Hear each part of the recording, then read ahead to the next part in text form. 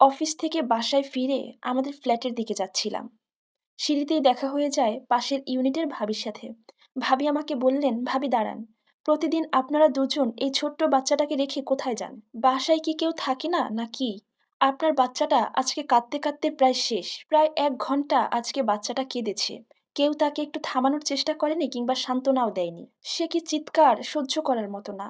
আমার রুমের বেলকনি থেকে আপনার রুমের বেলকনি যতটুকু দেখা যায়, দেখলাম বাচ্চাটা কাঁদতে কাঁদতে হামাগুড়ি দিয়ে এসে বেলকনির রড ধরে বাইরের দিকে তাকিয়ে আছে। কথাটা শুনে আমি কিছুটা আতঙ্কিত এবং বিরক্ত। ভাবিকে বললাম, কিন্তু এমনটা তো হওয়ার কথা নয়, কারণ বাসায় তো সবসময় আপনার ভাইয়া থাকে, ও তো বাচ্চার কাছেই থাকে। আর আমার হাজবেন্ড আমাকে তো কিছুই বলেনি।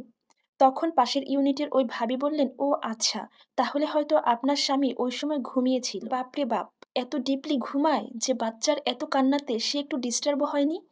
হ্যাঁ, তার ঘুম অনেক গভীর। এই বলে আমি বাসার দিকে চলে আসলাম। বাসায় এসে কলিং বেল দিতেই দেখলাম আমার হাসব্যান্ড দরজা খুলে দিল। তাকে দেখে বেশ উৎফুল্ল মনে হলো। আমাকে দেখে সে হেসে হেসে বলছিল, আজকে নাকি তার ফ্রিল্যান্সিং এ খুব আয় হয়েছে। এভাবে প্রতিদিন হলে সে নাকি খুব দ্রুতই উপরে উঠে যাবে। আমি তার কথায় খুব একটা পাত্তা না দিয়ে বাচ্চার দিকে তাকালাম। দেখলাম সত্যি ওর চোখে মুখে কান্নার ছাপ। এরপর আমি বাচ্চাটাকে কোলে নিয়ে বললাম, তাই বলে তুমি বাচ্চার খেয়াল রাখবে না? এরপর রাতের বেলা ঘুমাতে এসে আমি আমার হাসব্যান্ডকে বললাম, আচ্ছা তুমি কি বাচ্চাটাকে রেখে দিনের বেলা দীর্ঘ সময়ের জন্য কোথাও যাও নাকি? সে আমার কথাটাকে ঘুরিয়ে দিল। বাচ্চাটা যে ঘন্টার পর ঘন্টা কাঁদে সেটা আর তাকে বললাম না। সেই দিনটা সেভাবেই কেটে গেল। এর পরের দিন আমি আবার যখন অফিস শেষ করে বাসায় যাচ্ছিলাম, পাশের ইউনিটের ভাবির সাথে দেখা। সে আমাকে দেখেই বলতেছে, এই যে ভাবি, আজকেও আপনার বাচ্চাটা দীর্ঘ সময় কেঁদেছে। ভালো করে বাচ্চাটাকে দেখে রাখেন, নয়তো পরে বিপদে পড়বেন। তখন বাড়ির কেয়ারটেকারও পাশে দাঁড়ানো ছিল। সেও বলল, হ্যাঁ ম্যাডাম, প্রতিদিন একটা বাচ্চা ১.৫-২ ঘন্টা করে কাঁদে। সেটা আপনার বাচ্চা ম্যাডাম? ভাবি এবং কেয়ারটেকারের কথা শুনে আমি প্রচণ্ড অবাক হয়ে যাই। আর মনে মনে ভাবতে লাগলাম, তাহলে কি সত্যি প্রতিদিন দুপুরবেলা আমার স্বামী বাচ্চাটাকে রেখে দীর্ঘ সময়ের জন্য কোথাও যায়? তাছাড়া তো এমন হওয়ার কথা নয়। আমার স্বামী খুব ভালো করে বাচ্চা সামলাতে পারে। তাহলে এখন কেন পারছে না? আর তাছাড়া আমার স্বামীই তো আমাকে সাপোর্ট দিয়েছে চাকরি করার জন্য। সে বলেছে আমি চাকরি করলে সে বাসায় বসে ফ্রিল্যান্সিং করবে এবং বাচ্চাটাকে সামলাবে। মনের ভেতরে এমন নানান প্রশ্ন উকি দিচ্ছিল।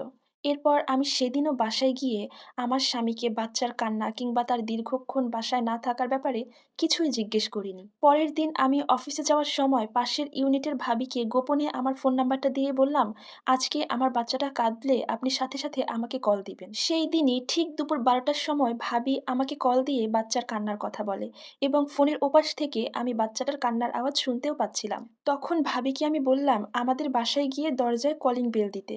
যদি আমার স্বামী বাসায় থাকে তাহলে তো দরজা খুলবে। কলিং বেল দিল, অথচ দরজা কেউ খুলল না। তার মানে সত্যি আমার স্বামী বাসায় নেই। এরপর আমি তাড়াহুড়ো করে অফিস থেকে ছুটি নিয়ে বাসায় চলে আসি। বাচ্চাটাকে কোলে নিয়ে ওকে থামাই। প্রতিদিন এভাবে বাচ্চাটা ঘুম থেকে উঠে বাসায় কেউকে না পেয়ে একা একা কান্না করে। স্বামীকে না পেয়ে রাগে আমার শরীরটা জ্বলছিল।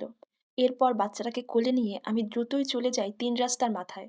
৩ রাস্তার মাথায় যাই শুধুমাত্র সেটা দেখার জন্য যে আমার শখের হাসব্যান্ড প্রতিদিন বাচ্চাটাকে এভাবে ফেলে রেখে কোথায় যায়, কি করে এবং কোন দিক থেকে আসে। ৩ রাস্তার মাথায় তাকে না পেয়ে আমি আস্তে আস্তে ধানমন্ডি লেকের দিকে আগাই। ফুটপাত থেকেই দেখা যাচ্ছে আমার স্বামী একটা ফুচকার দোকানে দাঁড়িয়ে অচেনা এক নারীকে ফুচকা খাইয়ে দিচ্ছে। এরপর আমার চারপাশটা অন্ধকার লাগছিল। নিজেকে আর বিশ্বাস করতে পারলাম না।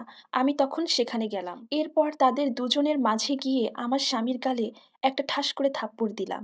এই ঘটনার সাথে আমার বাস্তব জীবনের কোনো মিল নেই। ধন্যবাদ।